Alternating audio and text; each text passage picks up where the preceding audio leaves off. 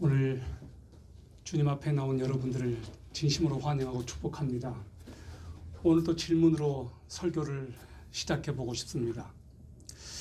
여러분들이 미칠 듯이 그것을 갖고 싶었거나 미칠 듯이 그것을 간절히 바랬던 것, 또 그랬던 적이 있었습니까? 여러분은 그것을 갖고 싶어서 또 그것을 차지하고 싶어서 그것을 위해서 몇 날 며칠이건 신음하면서 그것을 간절히 찾았던 적이 있습니까? 여러분이 쿠팡이나 아니면 해외 직구로 뭔가를 주문을 했을 때 왜 그것이 안 오지? 그리고 기다려 본 적이 혹시 있으시죠? 그 이상으로 여러분들이 간절히 열망했던 어떤 것, 정말로 그것을 손에 넣고 싶고 정말로 그것을 갖고 싶고 정말로 그것을 소유하고 싶어 했던 어떤 것이 있었는지요? 있었다면 그것이 무엇이었습니까? 우리가 어릴 때 우리 자녀들을 보면 엄마 아빠한테 그것을 사달라고 떼쓰고 심지어 방문 걸어 잠그고 단식 투쟁까지 하는 그런 아이들이 있습니다. 얼마 전이었습니다. 어떤 청년하고 이야기를 하다가 최근에 너의 삶의 목표가 뭐냐라고 물었습니다. 그 청년이 유럽 여행을 준비하고 있다고 했습니다. 꽤 돈이 많이 들겠는데 그랬습니다. 많이 모아놨대요. 근데 코로나 때문에 가지 못하고 준비하고 있다고 했습니다. 똑같이 유럽을 가는데 어떤 청년은 유럽의 빼어난 자연 환경을 통해서 힐링을 하고 또 친구들과 소중한 추억을 간직하기 위해서 유럽 여행을 계획하는 친구가 있는가 하면 또 어떤 친구는 종교 개혁의 발자취를 밟으면서 영적인 각성과 은혜를 받기 위해 주님을 더욱 뜨겁게 만나기 위해 영적인 도전을 위해서 유럽 여행을 준비하는 청년도 있습니다.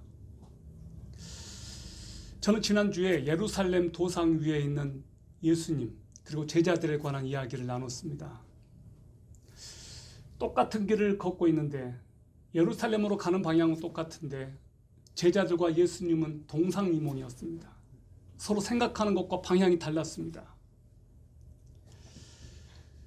세상은 어디로 가는 길에 더 초점을 맞추는 것 같습니다. 무슨 일을 하느냐, 어느 대학에 들어가느냐, 어느 회사에 취직하느냐, 무슨 차를 타느냐, 어디에 사느냐, 몇 평짜리에 사느냐, 이런 것에 세상은 또 초점을 맞추는 것 같습니다. 자, 그런데 예수님의 초점은 세상의 초점과 다른 것 같습니다. 예수님은 그 일을 왜 하느냐? 무슨 목적과 동기를 가지고 지금 그것을 하려고 하느냐? 너가 지금 가는 방향이 어디냐? 너가 지금 지옥을 향해 가고 있느냐? 천국을 향해 가고 있느냐? 너가 지금 원하는 것이 출세냐 십자가냐? 예수님은 그렇게 우리에게 물으시는 것 같습니다. 오늘 바디메오가 눈을 뜬 이 기적을 마가는 왜 기록했을까요? 오늘 바디메오 사건은 갈릴리에서 예루살렘으로 가는 그 도중에 마지막 그 십자가의 길을 가는 예루살렘으로 가기 전에 마지막에 있었던 사건이었습니다. 예수님이 이 사건 직전에 제자들에게 당신이 예루살렘에 가서 순환을 당할 것을 3번이나 말씀하셨습니다. 그리고 거의 마지막 즈음에 이 바디메오가 눈뜬 사건이 등장합니다.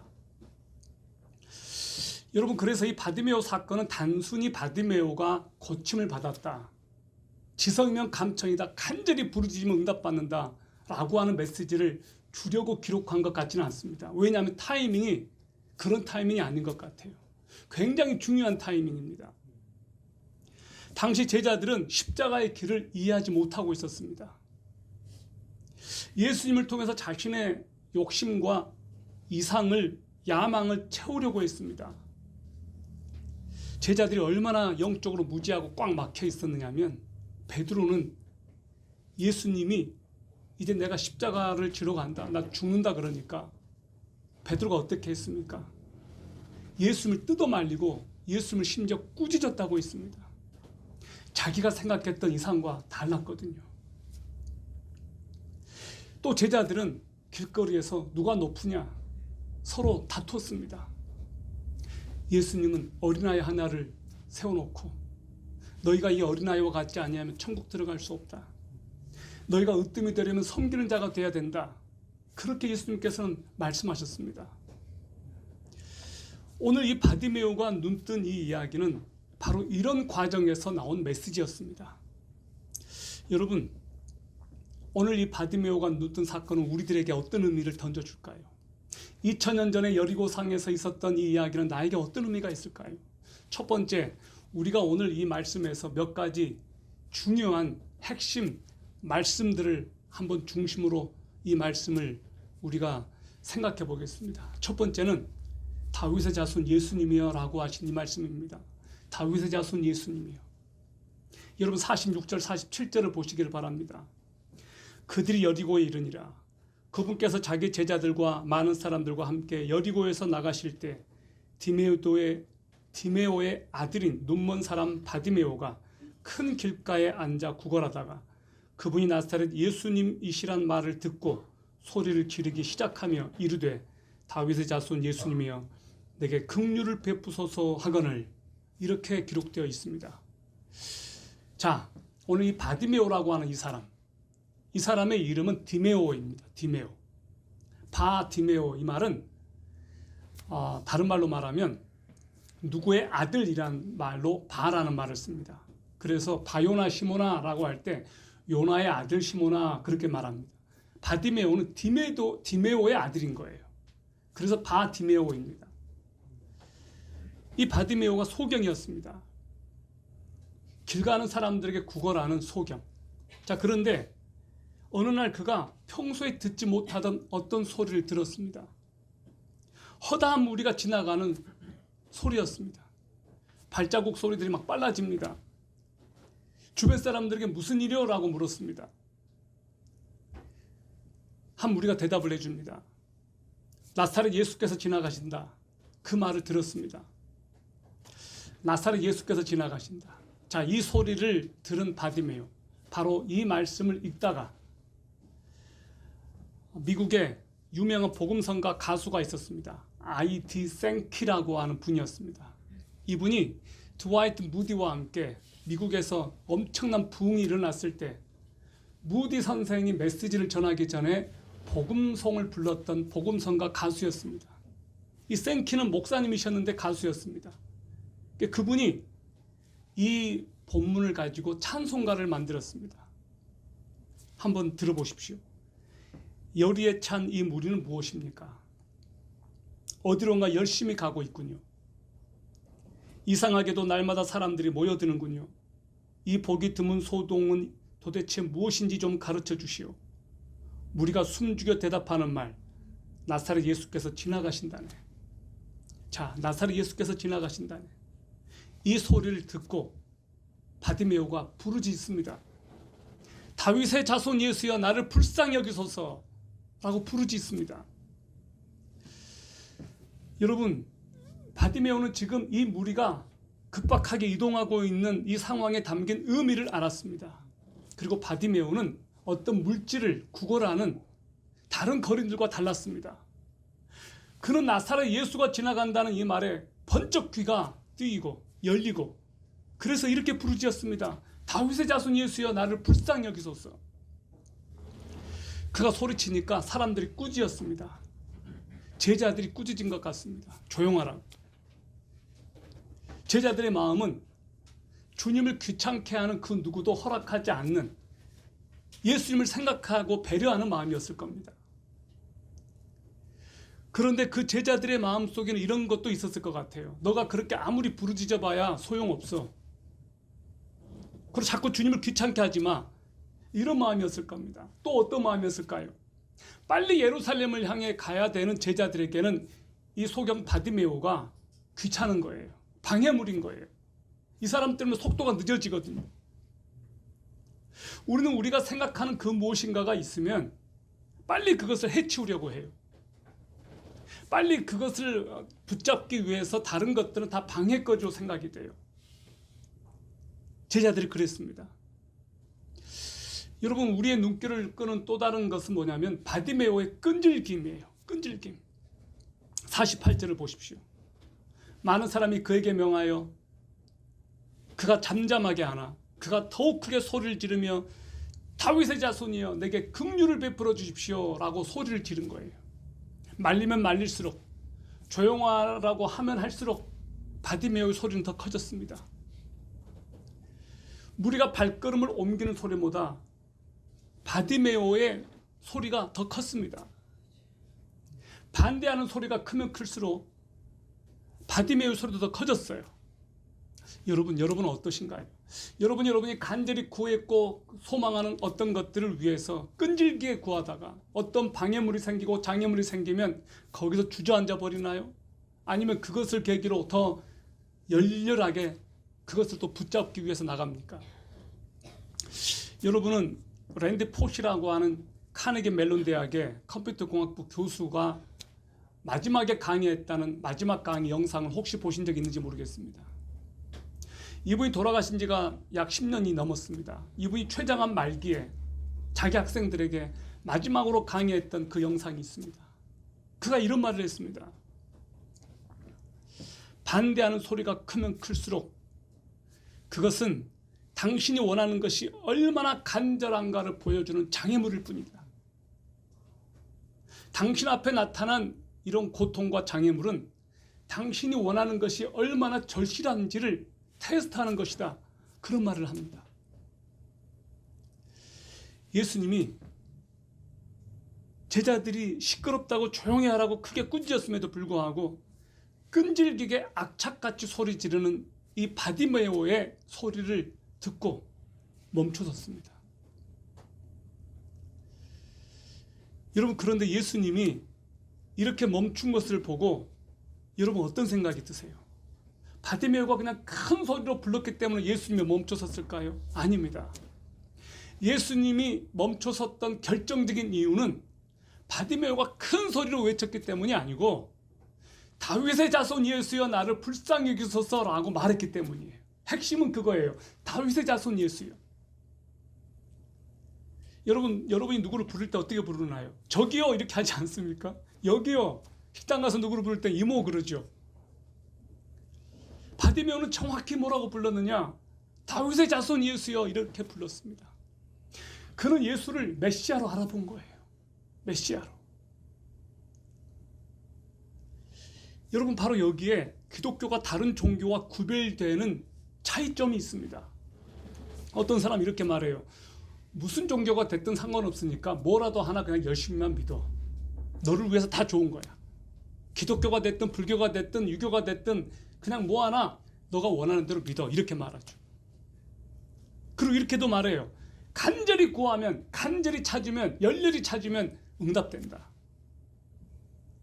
과연 그럴까요? 응답되는 모든 것들보다 응답되지 않은 것들이 더 많다는 것 저와 여러분은 알고 있습니다. 간절히 찾기만 하면 응답되느냐? 그렇지가 않습니다. 무엇을 간절히 구했다고 응답되느냐? 꼭 그렇지만도 않은 것 같아요. 쉽게 말하면 바디메오는 주소를 정확히 알았어요. 어떤 주소? 영적인 주소를 정확히 알았습니다. 다윗의 자손 예수라고 하는 그 영적 주소 말입니다. 우리는 열왕기상 18장에 엘리야와 바알과 아세라 선지자 850명이 서로 영적 대결을 한 그 사건을 알고 있습니다. 엘리야는 바알 선지자들에게 이렇게 제안합니다. 너네 송아지 한 마리를 잡아서 나무 위에 놓고 자기 신의 이름을 각자 부르자. 불로 응답하는 신이 진짜 신이다. 너네부터 해. 그렇게 했습니다. 그래서 이 바알과 아세라 이 선지자들이 바알을 부릅니다. 그리고 심지어 자해까지 합니다. 몸을 그냥 찢으면서 부르짖습니다. 바알이여 응답하여 주십시오. 그래서 뛰놉니다. 자해를 하고 끈질기게 큰 소리로 부르짖었습니다. 몇 시간이고 그렇게 했을 거예요. 응답이 없으니까 더 격렬해졌습니다. 아무런 반응이 없었습니다. 하늘에서 불이 내려오지 않았습니다. 그래서 엘리야 선지자가 놀렸습니다. 야, 니네 바알은 어디 갔냐? 왜 응답이 없냐? 그러면서 이제 엘리야 순서가 되었습니다. 엘리야가 그렇게 기도합니다. 아브라함과 이삭과 이스라엘의 하나님 여호와여, 주께서 이스라엘 중에서 하나님이 되심과 내가 주의 종이 됨과 내가 주의 말씀대로 이 모든 일을 행하는 것을 알게 하옵소서. 여호와여 내게 응답하옵소서. 내게 응답하옵소서. 이 백성으로 주 여호와는 하나님이신 것과 주는 저희의 마음을 돌이키게 하시는 것을 알게 하옵소서라고 간절히 하나님께 기도를 합니다. 이 백성으로 하나님만이 참신이신 것을 알게 해주십시오. 그렇게 기도가 끝나니까 하늘에서 불이 내려왔습니다. 심지어 도랑에 물까지 채웠는데 그 물을 다 핥아버렸다고 합니다. 바알과 아세라 선지자들이 그렇게 난리를 치고 자해하고 이렇게 했을 때는 아무런 응답이 없다가 엘리야가 살아계신 하나님께 부르짖고 기도하니까 하늘에서 불이 내려와서 하나님께서 불로 응답하셨습니다. 그래서 엘리야가 불의 선지자가 된 겁니다. 할렐루야. 여러분 이런 놀라운 경험을 해보신 적이 있으세요? 정말로 하나님이 여러분의 기도에 응답하셔서 하나님께서 여러분에게 역사하셨던 이런 이야기들을 여러분이 경험해 보셨습니까? 주의 이름을 부르는 이유, 하나님은 살아계시기 때문입니다. 무엇을 찾든지 열심히만 하면 돼. 이것이 올바른 것이 아니라는 것을 저와 여러분이 알기를 바랍니다. 우리는 예수 그리스도가 하나님께로 가는 유일한 길임을 믿고 있고 알고 있습니다. 천하 인간의 구원을 얻을 만한 다른 이름을 우리에게 주신 일이 없다. 사도행전 4장 12절은 그렇게 약속하고 있습니다. 그러므로 우리는 포스트 모더니즘이 말하는 것이 진리가 아니라는 것을 우리는 알기 때문에 예수 그리스도만이 하나님께로 가는 유일한 길이라는 것을 알기 때문에 줄기차게 예수 그리스도를 전하는 겁니다. 이것은 틀린 거예요. 무엇을 믿든지 열심히만 믿으면 돼. 이건 틀린 거예요. 올바른 것을 믿어야 돼요. 하나님께로 가는 유일한 길은 예수 그리스도밖에 없다고 성경은 말합니다. 저와 여러분은 그것을 믿고 있습니다. 여러분, 하나님은 살아계신 하나님이십니다. 하나님은 응답하시는 하나님. 오늘날도 하나님께서는 여러분의 기도에 여러분의 심장 소리를 들으시고 여러분의 간구하는 소리를 들으시고 흐느끼는 소리를 들으시고 그분은 응답하십니다. 그러므로 여러분이 하나님 아버지 앞에 나아갈 때 담대하게 나아가십시오. 하나님 주님은 응답하시겠다고 약속하지 않으셨습니까? 주님은 약속하지 않으셨습니까? 저는 이것들을 삶의 경험에서 많이 경험했어요. 하나님이 정말로 역사하시고 응답하신 이야기들. 바디메의 외침은 예수님의 걸음을 멈추게 했어요. 49, 50절을 보시기 바랍니다. 예수님께서 멈추어 서서 그를 부르라고 명령하시니 그들이 그 눈먼 자를 부르며 그에게 이르되 안심하고 일어나라. 그분께서 너를 부르신다 하며 예수님이 그를 부르라고 하신 거예요. 그들이 눈먼 자를 불렀어요. 그리고 이렇게 말했습니다. 안심하고 일어나라. 안심하고 일어나라. 주님은 고통 중에 부르짖는 당신의 백성들의 외침을 들으십니다. 여러분이 정말로 하나님께 부르짖었을 때 하나님께서는 들으십니다. 외면하지 않습니다. 그런데 주소가 분명해야 돼요. 다윗의 자손 예수요. 살아계신 하나님의 아들 예수 그리스도. 오 예수님. 이렇게 분명하게 주님 앞에 나아가야 돼요. 주기도문도 이렇게 시작됩니다. 하늘에 계신 우리 아버지요. 이름이 거룩히 여김을 받으시오. 여러분은 기도할 때 여러분의 대상이 하늘에 계신 우리 아버지임을 분명히 하시기 바랍니다. 그리고 여러분의 기도를 예수님께서 들으신다는 것을 하나님께서 들으신다는 것을 분명히 믿고 기도하시기를 바랍니다. 주님은 그 부르짖음의 의미를 아시고 발걸음을 친히 멈추셨습니다. 주님이 지금 가는 그 길은 십자가를 향하여 가는 길이었습니다. 주님께서 맹인 거지의 부르짖음을 듣고 발걸음을 멈추신 것은 십자가의 마음 때문이었습니다. 십자가를 지시기 위하여 가시는 그 예수님께서 십자가의 마음을 가지셨기 때문에 바디메오의 그 부르짖음을 듣고 멈추신 거예요. 예수님께서 그를 데려오라고 명령하셨습니다. 제자들이 안심하고 일어나라고 너를 부른다. 그렇게 말했습니다. 자, 그런데 여러분, 안심하라 라고 하는 이 말, 이 표현을 주님은 성경에 보면 5번 사용하셨어요. 5번. 주님은 돌보심을 받지 못해 어려움에 처한 사람들에게 이 말을 하셨습니다. 제자들은 주님께서 안심하라 라고 말씀하시는 것을 보고 들었기 때문에 바디메오에게 똑같이 이렇게 말했습니다. 안심하시오. 안심하시오. 여러분, 안심하십시오. 아멘? 안심하십시오. 하나님께서 여러분을 돌보시기 때문입니다. 킹 제임스 버전을 보니까 이 말씀이 이렇게 되어 있어요. Be of good comfort. Be of good comfort. 안심하세요. 안심하십시오. 하나님께서 내 형편을, 여러분의 상황을 돌보시고 아시기 때문에 안심하라는 거예요. 당장 먹을 것이 없고, 당장 돈 한 입 없어가지고 어디 가서 뭘 사지를 못하고, 너무나 괴롭고 고통스러워서 누가 내 마음을 알아줄까? 너무나 힘든 와중에 있는 분들이 혹시 계십니까? 안심하십시오. 오늘 주님께서 바디메오에게 들려주셨던 그 말을 저와 여러분에게도 들려주시길 바랍니다. 뭔지 모르게 두려움에 휩싸여 있고, 뭔지 모르게 불안해하고, 뭔지 모르게 미래가 두려운 분들에게 오늘 주님께서 말씀하십니다. 안심하라. 안심하라. 바디메오가 어떻게 했습니까? 50절을 보시기 바랍니다. 그가 자기 옷을 내버리고 일어나 예수님께 나아오거늘 바디메오가 자기 겉옷을 벗어 던지고 예수님께 달려갔습니다. 그가 예수님께 헌신했다는 뜻이에요. 베드로는 뭘 버렸습니까? 자기 배를 포기하고 버렸습니다. 그리고 예수님을 따라갔습니다. 야고보와 요한도 자기 아버지와 배를 버려두고 예수님을 따라 나섰습니다. 세리마태는 세관을 버려두고 예수님을 따라 나섰습니다. 이 바디메오는 자기에게 유일한 자기를 보호해주는 겉에 옷, 가운을 벗어 던지고, 물론 좋은 것은 아니었을 거예요. 그것을 벗어 던지고 예수님을 따라 나선 거예요. 헌신의 표시예요. 헌신의 표시. 이제 두 번째로 우리가 묵상하기 원하는 말씀은 마가복음 10장 51절입니다. 너가 무엇을 하여 주기를 원하느냐? 너에게 무엇을 하여 주기를 원하느냐? 내게 무엇을 하여 주기를 원하느냐? 51절을 보십시오. 예수님께서 그에게 응답하여 이르시되 내가 내게 무엇을 해주기 원하느냐 하시니 그 눈먼 사람이 그분께 이르되 주여 내가 시력을 받게 해 주십시오 하며 시력을 받게 해 주옵소서. 바디메오가 주님 앞에 왔을 때 예수님께서 물으셨습니다. 너에게 무엇을 해주기를 원하느냐? 그의 대답은 단호했습니다. 선생님이여 보기를 원하나이다. 내 시력을 회복시켜 주십시오. 바디메오는 무엇을 원하는지 질문을 들었을 때 곧바로 얘기했어요. 무슨 뜻이냐? 바디메오에게 가장 중요한 것 한 가지는 시력을 회복하는 것이었어요. 그것이 그에게 가장 중요했거든요. 자, 이 질문을 받았을 때 바디메오는 즉각적으로 대답을 했는데 제자들에게 이 질문을 했더라면 제자들은 무엇을 대답했을까요? 아마 제자들이 찔렸을 것 같아요. 왜냐하면 제자들은 지금 이 순간 십자가를 원하지 않고 그들은 출세를 원했기 때문입니다.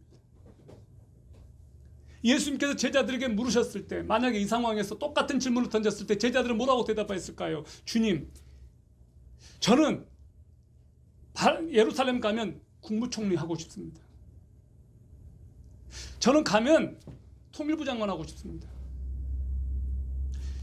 지금 이 나라 정부의 어떤 위치들을 우리가 보고 있습니다. 어떤 사람은 통일부 장관이 되고 어떤 사람은 국정원장이 되고 누구 하나 거절하는 사람을 못 봤습니다. 대부분의 사람들은 권력에 대한 욕심이 있습니다. 제자들이 이때 무엇을 구하느냐라고 물어보았다면 제자들은 틀림없이 나는 십자가를 원합니다 라고 대답하지 않았을 거예요. 왜냐하면 그들의 마음은 이 순간 십자가를 질 마음이 없었거든요. 여러분은 무엇을 원하십니까? 주님께서 만약에 이 순간 여러분에게 내가 너에게 원하는 것 한 가지를 들어줄게. 뭘 원하니? 지금 말해라 라고 말한다면 여러분 무엇을 원하실래요?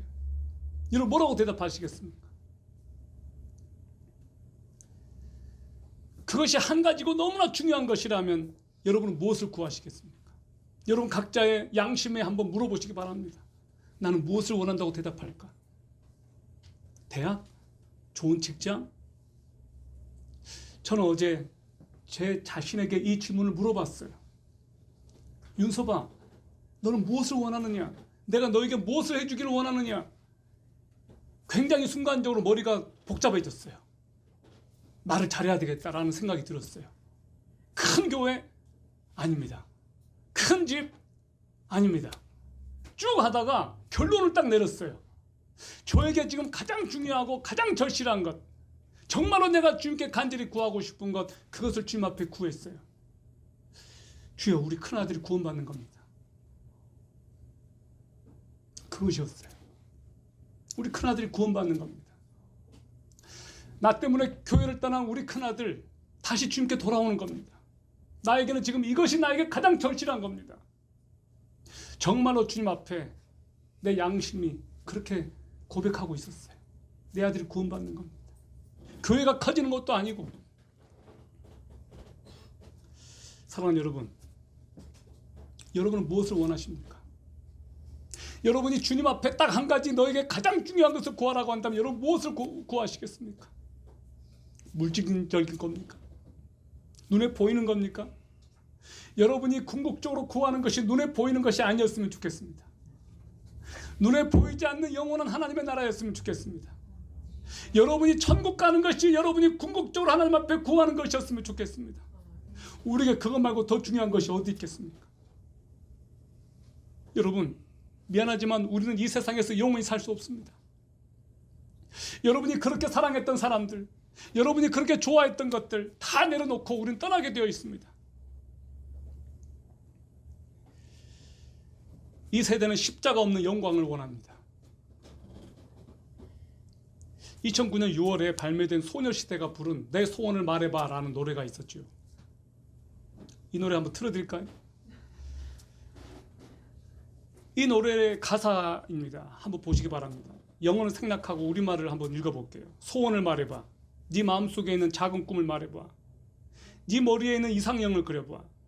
그리고 나를 봐. 난 너의 진이야. 꿈이야. 진이야. 드림카를 타고 달려봐. 넌 내 옆자리에 앉아. 그저 내 이끌림 속에 모두 던져. 가슴 벅차 터져버려도 바람결에 날려버려도 지금 이 순간 세상은 너의 것. 그래요. 난 널 사랑해. 언제나 믿어. 꿈도 열정도 다 주고 싶어. 난 그대 소원을 이루어주고 싶은 행운의 여신. 여러분, 이 노래를 보면서 무엇을 느끼셨습니까? 이 노래에서 가장 중요한 뭔가를 발견하셨습니까? 일상에서 지쳐가지고 자신감을 상실한 우울한 이들에게 소녀시대가 행운의 여신이 되어가지고 에너지와 생기, 용기와 열정을 되찾아준다는 내용이에요. 램프의 요정 지니가 나오죠. 지니가 소원을 이루어주는 거예요. 여러분, 정말로 지니가 존재한다고 생각하십니까? 정말로 지니가 있어서 소원을 말하면 다 들어주나요? 우리 이 노래가 정말로 이 세대의 아이들이 참 좋아할 만한 가락에다가 좋아할 만한 안무에다가 참 좋아할 만한 노래 가사이지만 다 허상임을 알고 있습니다. 진이라는 없습니다. 너 소원을 말해준다고 해서 응답되지 않는단 말이에요.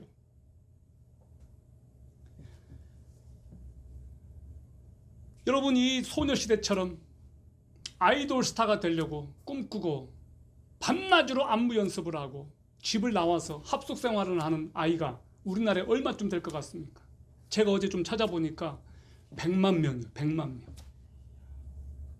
한국콘텐츠진흥원 관계자 말을 들어보니까 지상파 음악방송을 노리는 걸그룹만 해도 수백만 개인데, 아니 수백 개인데 약 300여 개예요. 300여 개. 지금 현재 우리나라에서 활동하는 이 걸그룹이 그 중에 20개 안에 들어야 방송을 탈 수 있다고 합니다. 잠재적 연예인 지망생이 100만 명에 이르는데 등록된 연예 기획사 숫자가 1700개가 넘습니다. 그 아이들이 소원을 이루기 위해서 밤낮으로 그렇게 해요. 그들이 바라는 것, 원하는 것이 뭔가요? 뜨는 거예요. 유명해지는 거예요. 우리 인생을 이렇게 뜨고 싶어서, 유명해지고 싶어서 우리가 예수를 믿습니까? 여러분, 우리들에게 가장 중요한 것이 무엇일까요? 무엇을 해주기를 원하느냐라고 했을 때, 주여, 뜨고 싶습니다. 유명해지고 싶습니다. 나 여기 가고 싶습니다. 그것입니까? 우리가 그러면 예수를 믿는 목적이 바로 그것인가요? 예루살렘으로 가는 제자들처럼 말입니다. 그들은 예수님을 믿으면 뭔가 한몫할 거라고 다 생각하고 지금 그 길을 가고 있었어요. 바로 그 와중에 바디메오가 나타나서 그들을 혼란스럽게 하는 거예요. 그 순간 바디메오가 제자들보다 훨씬 믿음이 좋았거든요. 너가 무엇을 원하느냐라고 했을 때 바디메오는 딱 한 가지였어요. 주여 보기를 원합니다. 그리고 바디메오가 그 이후에 보여준 모습을 보면 그는 보기만을 원치 않았어요. 자기가 보고 싶었던 예수를 보니까 그는 예수를 따라 나섰어요. 여러분, 정말 우리가 원하는 것이 무엇입니까? 이 세상 한복판을 살면서 정말 우리가 그토록 바라고 간절히 원하는 것 무엇입니까? 세 번째로 중요한 말씀을 보겠습니다. 52절입니다. 그가 길에서 예수님을 따르니라. 그가 길에서 예수님을 따르니라. 52절을 보십시오. 예수님께서 그에게 이르시되 너 길로 가라. 너 믿음이 너를 온전하게 하였느니라 하시니 그가 즉시 시력을 받고 길에서 예수님을 따르니라. 예수님은 바디메오에게 너 길로 가라. 너 믿음이 너를 온전하게 하였다라고 말씀해 주셨습니다. 그는 눈을 떠서 보게 되었습니다. 눈을 떠서 밝히 보게 되었을 때 그는 어떻게 했을까요? 52절에 이렇게 기록하고 있습니다. 그가 즉시 시력을 받고 길에서 예수님을 따르니라. 어떻게 했다고요? 길에서 예수님을 따르니라. 자기 집으로 돌아가지 않았습니다. 돌아갈 집도 없었을 것 같습니다. 목사님, 바디메오는 거지였잖아요. 그러니까 따르기 쉬웠을 거라고요. 아니요. 다른 고침받은 사람들이 다 예수님을 따르지 않았습니다. 바디메오는 다윗의 자손의 자비에 자신의 온몸을 맡겼습니다. 그리고 그는 자신의 소원이 이루어졌습니다. 이제 그는 볼 수 있게 되었습니다. 주님의 얼굴을 밝히 보게 되었습니다. 자기 길을 갈 수도 있었는데 자기 길을 가지 않고 예수님을 따라 나섰습니다. 그는 길에서 예수님을 따라 나섰는데 그 길은 무슨 길이냐? 예수님이 십자가를 지신 바로 그 길을 말입니다. 출세와 영광을 보장해 주는 길이 아니고 예수님이 십자가를 지는 바로 그 길을 따라 나선 거예요. 약 한 1개월 전에 제가 전도를 해서 예수님을 영접한 직원이 있었습니다. 그 직원에게 또 똑같은 질문을 던졌습니다. 오늘 밤 갑자기 죽는다면 천국에 갈 수 있냐라고 물었습니다. 그 직원이 이렇게 대답했습니다. 아직 두렵습니다. 천국 갈 것 같지가 않습니다. 그렇게 대답을 했습니다. 너 한 달 전에 예수님을 영접했다고 하지 않았느냐? 너 그때는 천국에 갈 수 있다고 말하지 않았느냐? 한 달 있다가 왜 이렇게 마음이 바뀌었느냐? 중간에 새들이 와서 먹어버린 것 같아요. 아직 그리스도를 그럼 다시 믿겠느냐? 다시 영접하겠느냐라고 물으니까 그 직원이 이렇게 대답해요. 아직 영접할 준비가 되어 있지 않습니다. 솔직한 말을 해준 거예요. 고맙다 그랬어요. 왜 이 청년은 똑같은 질문 앞에 한 달 전과는 다르게 나는 아직 영접할 준비가 되어 있지 않습니다. 나는 두렵습니다라고 말했을까요? 여러분, 그 청년은 정직하게 솔직하게 얘기해 준 거예요. 나는 아직 예수님을 인격적으로 영접하지 않았어요. 그래서 나는 아직 두려워요. 나는 아직 죽음이 두려워요. 라고 말했던 거예요. 저는 그 청년의 삶을 보면서 이 청년이 아직 예수님을 영접하지 않았구나라고 하는 것을 알고 있었어요. 예수님을 영접하면 어쨌든 간에 삶의 즉각적인 변화가 오게 되어 있어요. 즉각적인 변화가 아니라 할지라도 방향이 바뀌어요. 바디메오 이야기는 단순히 역사적인 어떤 사실로 그치지 않고 이 이야기는 우리들에게 어떤 큰 메시지를 줘요. 2000년 전에 여리고에서 일어난 일이지만 그가 구걸하였던 인생, 그가 구걸하는 모습은 오늘날 우리들에게 수많은 구걸하는 사람들을 보게 해주고 있어요. 오늘 이 자리에 혹시 구걸하는 인생은 없습니까? 바디메오는 구걸하는 인생을 살았습니다. 사람들은 스스로 하나님을 인식할 수 없는 영적인 소경이라는 상태에 있습니다. 여러분은 과거 영적인 소경이었다는 것 아십니까? 여러분이 은혜로 말미암아 하나님을 알게 되기 전까지 하나님께서 여러분의 눈을 뜨게 해주셔서 예수님을 알게 해주기 전까지 여러분은 영적인 소경이었다는 것 아십니까? 우리는 다 눈을 떴지만 눈은 다 떠서 세상을 밝게 보고 있었지만 우리 영적인 눈은 감겨 있었다고요.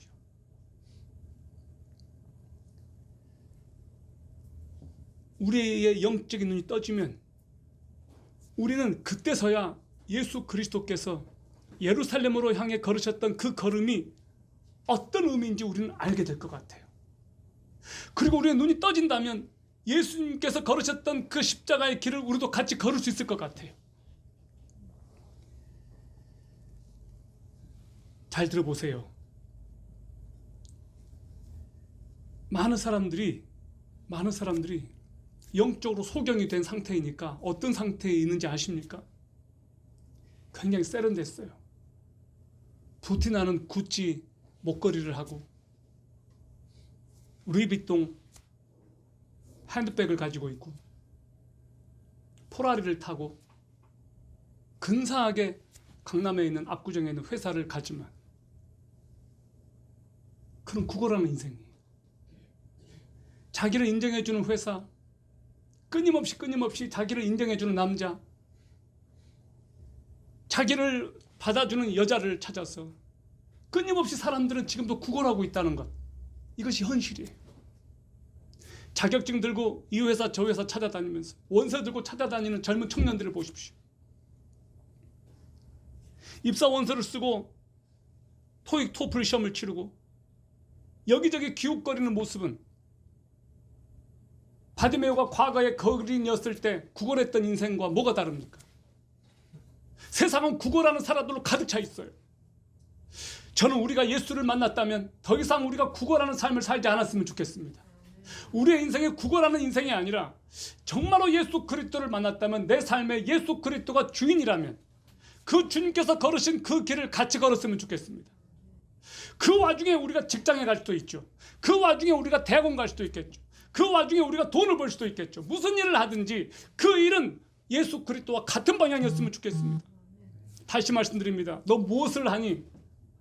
너 어디 회사에 다니니? 너 돈을 얼마나 버니? 그건 세상의 관점이에요. 우리 주님은 절대로 그런 거 하나도 안 물어보실 거라고 저는 확신합니다. 우리 주님은 우리의 위치나 우리가 가진 것에 관심이 없으십니다. 우리 주님이 유일하게 관심 가지는 것은 여러분 자신이에요. 우리 주님께서 지금 여러분에게 뭘 원하시는지 여러분은 아실 거예요. 난 너희 마음을 원해. 난 너희 마음을 원해. 우리 마음속에 있는 이 가슴을 우리는 누구에게 드릴까요? 바디메오는 고통 중에 주님께 부르짖었는데 예수님께서 그의 걸음을 멈추셨던 이유는 십자가 상에서 이제 십자가에 달려 죽으셔서 온 인류를 구원하셔야 될 그 운명을 지고 예수님께서 가시는 그 걸음이기 때문에 인자가 온 것은 자기의 목숨을 버려 많은 사람의 대속물로 주려 함이니라고 하셨기 때문에 그분 앞에 나타난 이 바디메오를 외면할 수 없었던 거예요. 왜냐하면 이 바디메오도 예수님의 십자가의 헌신의 대상이기 때문이죠. 그래서 예수님께서는 바디메오의 그 외침을 듣고 멈추셨습니다. 그리고 바디메오 중심을 보셨습니다. 그래서 저 유명한 영국의 캠벨 몰간 목사님은 이렇게 말했습니다. 우리는 다음과 같이 두 문장을 다음과 같이 결합시킨다 할지라도 전혀 문제될 것이 없을 것이다. 예수께서 예루살렘으로 올라가는 길에 그 바디메오가 곧 보게 되어 예수를 길에서 따르니라. 아멘. 사랑하는 여러분, 바디메오가 예수님을 따르고 난 이후에 무슨 일이 있었는지 우리는 알 수 없습니다. 그러나 확신할 수 있는 것이 하나 있습니다. 그것은 인생의 먹구름에 몰려들고 십자가 고난에 대한 두려운 마음이 마음속에서 솟아오르는 상황이었을 때 그가 자비를 구하는 부르짖음을 듣고 주님께서 그 발걸음을 멈추셔서 응답하신 것을 바디메오가 경험을 했기 때문에 그는 평생토록 예수 그리스도를 떠나지 않았을 것이라고 우리는 확신할 수 있습니다. 저와 여러분이 십자가의 상에서 예수님을 만났다면 우리가 정말로 예수 그리스도를 만났다면 우리는 떠나지 않을 것 같아요. 중간에 이탈하지 않을 것 같아요. 또 예수님을 영접하는 사건이 일어나지 않을 것 같아요. 나와 여러분이 정말로 예수님을 인격적으로 만났다면 우리는 예수님의 방향과 같은 방향으로 가는 사람들이에요. 십자가가 있지만 그 다음에는 부활의 영광이 있습니다.